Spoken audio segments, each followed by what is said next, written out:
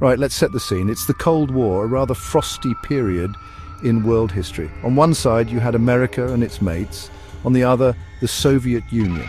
It wasn't a war with tanks and guns in the traditional sense. It was a staring contest, a high-stakes, planet-sized game of chess where nobody wanted to be the first to blink. The Americans had big, noisy bombers. The Soviets had equally big, noisy air defenses. Getting a bomber through that curtain of radar and missiles was like trying to sneak a brass band through a library. It was, to put it mildly, a bit of a pickle. The problem was simple. How do you deliver a rather important and very explosive package if the recipient can see you coming from hundreds of miles away? The existing bombers, great hulking things like the B-2, were magnificent. They were the aerial equivalent of a sledgehammer, but they had the subtlety of 1-2. Soviet radar systems were getting cleverer by the minute. They were building a virtual wall in the sky, a wall of electronic eyes and ears that was nearly impenetrable. The Americans needed a new idea, a brilliant idea, something that didn't just smash through the wall, but tiptoed past it without anyone even knowing it was there. Now, the idea of being invisible to radar wasn't entirely new.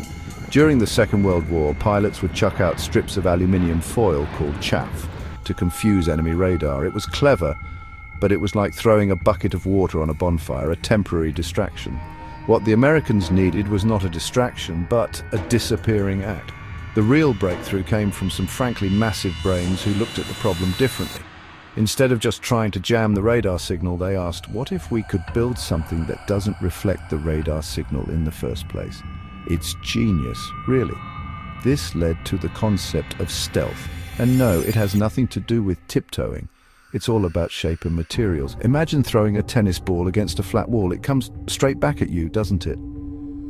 Now, imagine throwing that same ball at a collection of weird, sharp angles. It would bounce off in all sorts of mad directions, but very little of it would come back to you. That, in a nutshell, is the theory behind stealth. You design an aircraft with so many peculiar angles that the incoming radar energy is scattered like a dropped bag of marbles. The first proper go at this was a machine called the F-117 Nighthawk. It looked like a collection of triangles someone had glued together in a shed. It was nicknamed the Hopeless Diamond by its own designers because they thought it would never fly. But it did. And more importantly, it proved that a faceted, angular shape could make an aircraft incredibly difficult to detect. The F-117 was a stiletto, a precise, sharp tool for a specific job, but the Air Force wanted more. They wanted a sledgehammer that could move like a ballerina. They wanted a heavy bomber with the same ghostly qualities. So the boffins went back to the drawing board. Building a small, stealthy fighter is one thing. Building a massive bomber that can carry a colossal payload across continents while remaining hidden is another matter entirely. It's like trying to make an elephant invisible in a snowstorm. The challenge was immense. They needed to scale up the technology, refine the shapes, and invent new materials that could absorb radar waves instead of just deflecting them. This wasn't just an evolution, it was a revolution. The project was given a name, the Advanced Technology Bomber, or ATB. It was the beginning of the B-2. The contract to build this impossible machine was handed to Northrop. Now, Northrop had a bit of a history with this sort of thing. Back in the 1940s, their founder, Jack Northrop, was obsessed with flying wings, aeroplanes with no separate body or tail. One massive, elegant wing. He built prototypes. YB-35, he built prototypes, YB-49. They looked like something from a science fiction movie, decades ahead of their time. The projects were cancelled, but the dream lived on, waiting for technology to catch up. And now it had. The ATB project was so secret it officially didn't exist. Work was done at a special facility in Pico Rivera. More fortress than factory, secrecy so extreme it felt absurd. Employees were sworn to silence. They couldn't tell their families, they couldn't tell their friends, they couldn't tell anyone. Workers assembled a puzzle while only seeing one tiny piece. An immense undertaking in complete, utter silence, hidden in suburban Los Angeles. Inside this cathedral of secrecy, the future of aviation was bolted together. The manufacturing process was unlike anything seen before. Tolerances, gaps between panels measured in fractions of a human hair, any imperfection, any tiny gap, any screw head not perfectly flush. Each could act as a little mirror for radar waves. They had to invent new tools, new manufacturing techniques, new ways to move massive sections without exposing the shape. Imagine the pressure. You're working on the most advanced, most expensive aircraft in history. A machine that holds the nation's strategic advantage in its wings, and you can't talk about it. You go to work, build a piece of a spaceship, then you go home and talk about sports, or the weather, the dedication of the thousands of engineers, technicians, factory workers who brought the B-2 to life. They were the silent guardians of a technological marvel, working day and night to turn a wild theory into a flying reality. So what did all this secrecy and brainpower actually produce? It produced the B-2 spirit. And when you look at it, you can't help but think it's landed from another planet. It has no tail, no fuselage in the traditional sense. A wing, a massive, menacing, beautiful flying wing. Jack Northrop's dream, finally realized. The shape is the absolute key to its magic. Every single line, every curve, every surface, each one exists to fool radar. Nothing on the B-2 is superfluous. The leading edge is shaped like a perfect W. The trailing edge has a jagged, sawtooth pattern. These features catch and scatter incoming radar waves. The engines, 4 of them. Engines buried deep inside the wing, hidden to reduce heat signature, hidden to hide spinning fan blades. Even the air intakes are on top of the wing, a serpentine S-duct design that prevents radar from seeing the highly reflective engines within. For all its technological wizardry and eye-watering cost, the B-2 was still an unproven asset. It was honestly a brilliant theory that had yet to be tested in the crucible of actual combat.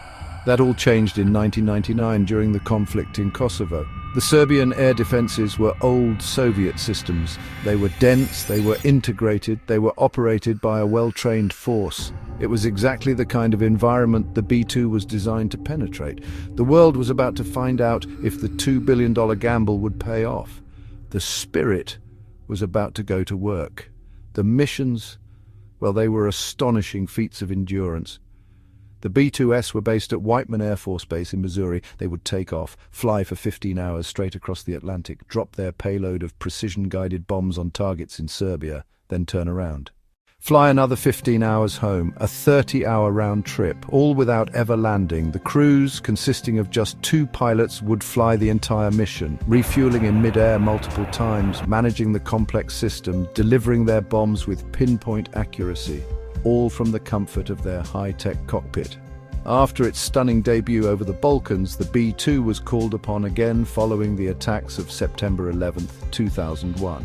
The opening strikes of Operation Enduring Freedom in Afghanistan required an aircraft that could fly from the United States, penetrate enemy airspace, deliver a significant payload. Once again, the call went out to Whiteman Air Force Base. The B-2 was about to set a new record for the longest combat mission in the history of aviation, a testament to its incredible range and the endurance of its crews. These missions were simply epic. B-2S would take off from Missouri and fly non-stop to Afghanistan.